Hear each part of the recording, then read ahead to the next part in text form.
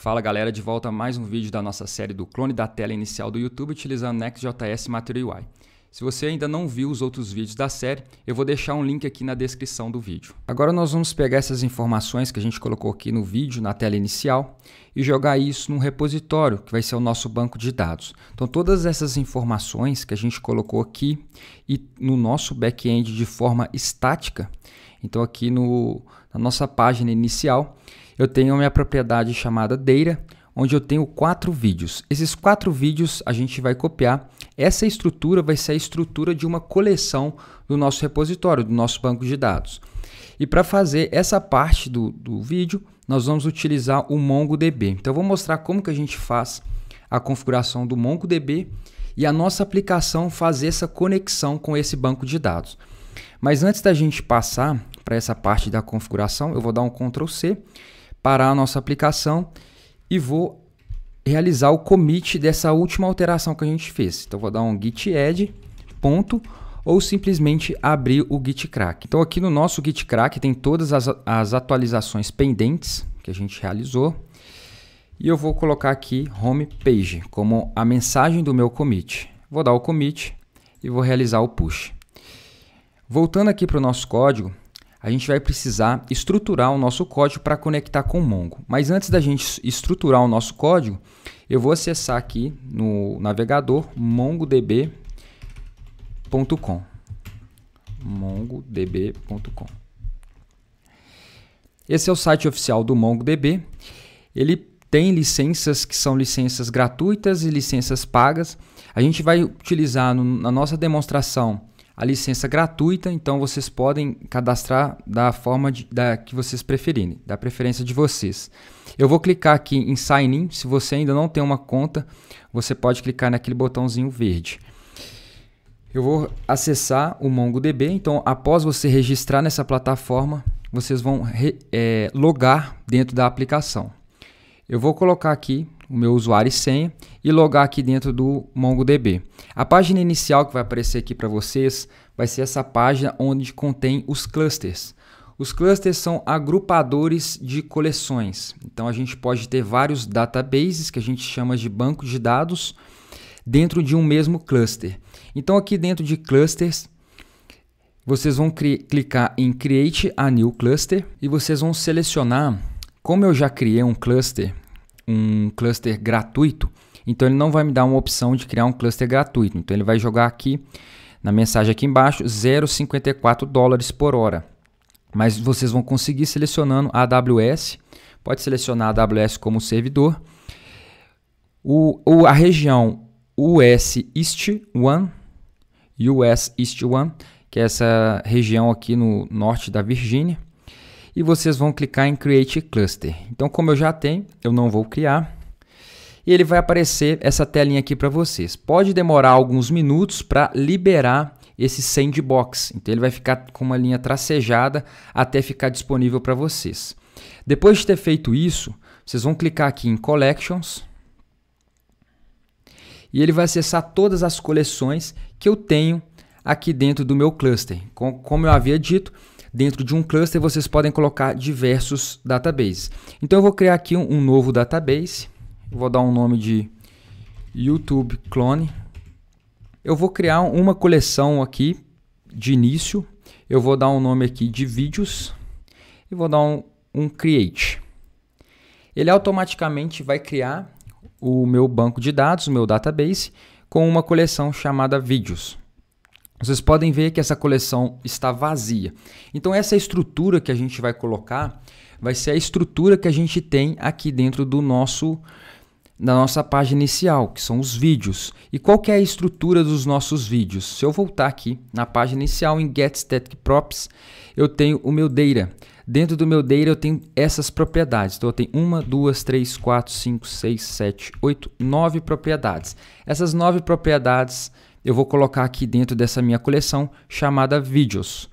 E eu vou obter, através do MongoDB, as minhas informações utilizando o próprio pacote do MongoDB aqui dentro do meu projeto.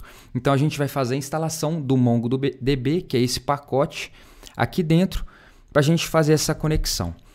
Mas aí entra uma questão que é o seguinte: eu criei configurei a minha base, o meu cluster, configurei o meu database e a minha collection.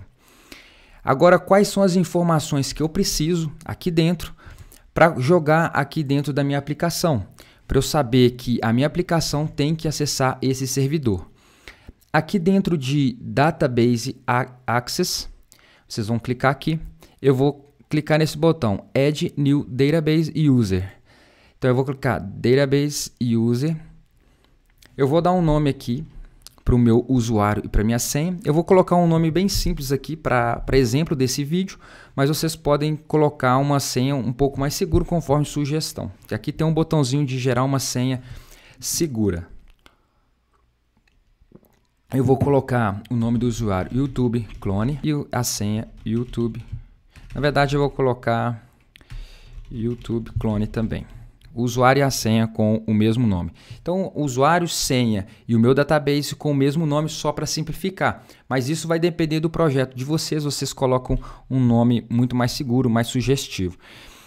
Aqui embaixo, em Database User Privileges, a gente vai colocar que eu posso ter privilégios específicos. Então, eu posso dar permissão a qualquer database, então eu vou poder acessar qualquer database que eu criei dentro da minha collection, ou eu posso simplesmente colocar esse usuário para um database específico. Então eu vou colocar aqui para privilégios específicos. Eu vou selecionar aqui na opção aqui embaixo leitura e escrita, e eu vou colocar o nome do meu database, que vai ser YouTube. Aquele database que eu acabei de criar dentro da minha collection, que eu também coloquei o nome de YouTube Clone. Então eu venho aqui, dou um Add User, verifico se o usuário foi realmente o que eu informei, está tudo certinho, para onde que ele vai ter acesso. E aqui, por fim, eu venho Network Access e dou um adicionar IP Address. Isso significa que é o seguinte, a gente pode manter um certo nível de segurança dentro da nossa aplicação, que eu informo aqui quais são os IPs que têm permissão de acessar esse servidor meu do Mongo. Então geralmente eu coloco onde está a minha aplicação back-end. Essa aplicação back-end tem um IP fixo, eu coloco esse IP aqui. E somente essa aplicação do meu back-end vai ter acesso ao meu MongoDB.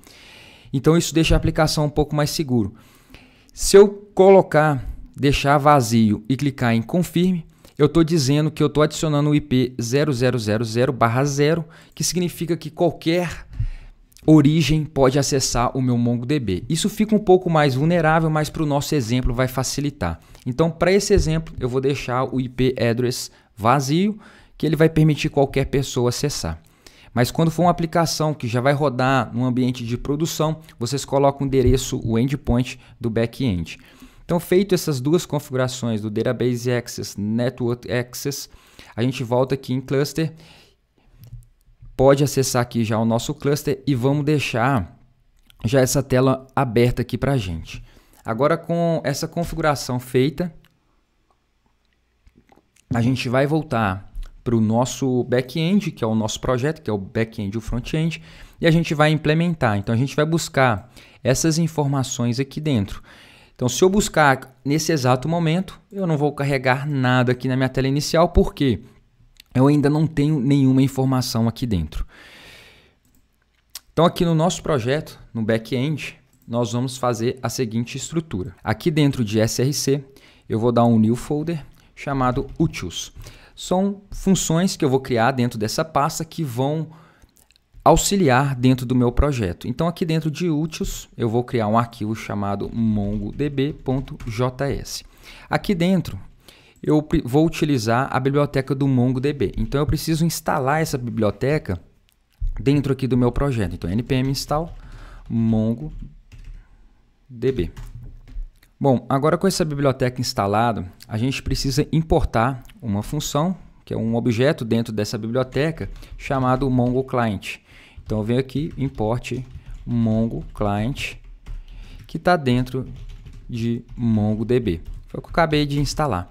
Eu vou precisar, para fazer uma conexão, que é uma string de conexão, que é a URI que a gente precisa e o nome do nosso database. O nome do database é o YouTube Clone, que eu deixei tanto do database como o do usuário e da senha, para a gente não ter dificuldades para fazer essa implementação.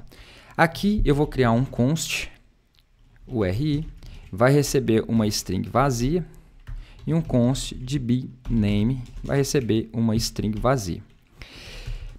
Esse objeto de conexão que a gente vai trabalhar aqui dentro do nosso projeto, o nosso objeto chamado mongodb.js, é onde a gente vai colocar em todos os pontos do software onde a gente precisa comunicar com o banco de dados.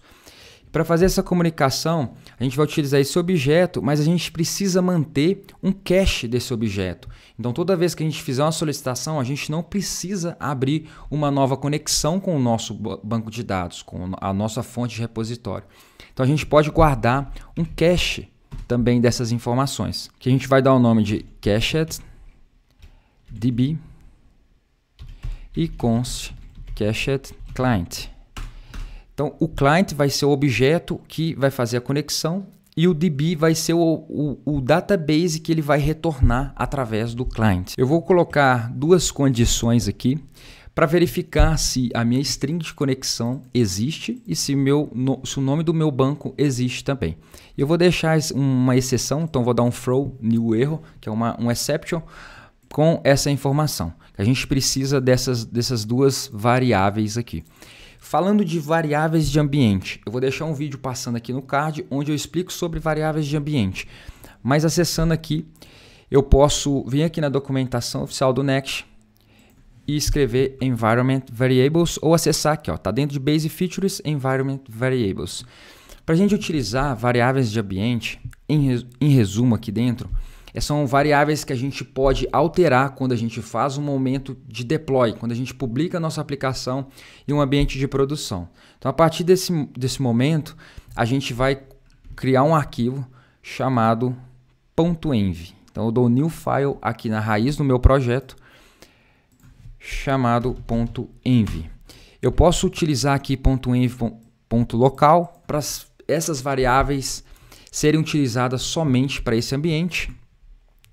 E eu posso usar outros tipos de condições também aqui. É só ler essa documentação, está bem simples de entender. .env, .development, .production. Então é bem simples de entender essa parte aqui. Tá? Então essa condição, essas variáveis, a gente consegue acessar através de process.env, o nome da minha variável. Geralmente a gente coloca em letra maiúscula. Então aqui eu vou dar o nome de mongodb URI e mongodb para o nome do meu banco de dados, o meu dbName. Então aqui na minha URI eu vou receber isso e aqui embaixo eu vou process.env.mongodb. E aqui embaixo eu vou dar um export async function connect to database. Primeira coisa que eu vou verificar, eu vou colocar aqui se as minhas variáveis cachedDB, cachedClient existem, eu vou retornar elas mesmas. Se não, eu vou criar o meu objeto. E para criar o nosso objeto, eu vou colocar aqui o código que eu já deixei pronto. Eu estou criando um objeto utilizando o Mongo Client, que é essa importação que eu fiz. Passando essas duas propriedades aqui, a URL parser e a unfiled topology. Eu abro a conexão, eu dou um DB no meu banco de dados. Então eu fiz a conexão, eu vou abrir essa conexão passando o nome do meu database. Preencho essas duas variáveis, tá? A cachedClient e a cachedDB. Então, essa cachedDB e essa cachedClient, com o meu client e com o meu DB. E retorno esses dois objetos, tá? E aqui embaixo eu vou dar um export default connected to database. Bom, aqui eu já tenho a minha função que eu vou utilizar em qualquer ponto do meu software que eu quero buscar informações no meu banco de dados. Aqui dentro de Env, como que eu descubro qual que é a minha URI e qual que é o meu DB? O meu DB name, a gente já sabe que é o YouTube Clone. E a minha URI, eu volto aqui, agora dentro do meu Mongo novamente. Eu venho aqui nessa parte aqui de clusters. Eu vou clicar nessa opção Connect Cluster. Vou selecionar essa segunda opção, Connect Your Application. E aqui a gente vai manter o Node.js, porque o nosso back-end, apesar de ser desenvolvido em Next.js, o nosso back-end ele é escrito em Node.js. A versão é 3.6 ou alguma outra versão. A gente pode manter essa 3.6 ou later. Então eu vou manter essa opção. Vou clicar aqui em Copy. Vou dar um Close. Essa URL, URI que a gente vai estar utilizando. Volto aqui e eu vou dar um Ctrl V. E no lugar desse username, tanto com sinal de menor quanto sinal de maior, eu vou colocar o YouTube Clone. Foi aquele usuário e senha que eu havia colocado para vocês na configuração do Mongo. E aqui também é YouTube Clone. Então, tanto o meu usuário quanto meu password é YouTube Clone. Eu já vou colocar aqui no lugar do DB name também o YouTube Clone. Eu salvo o meu arquivo. Eu já fiz essa configuração.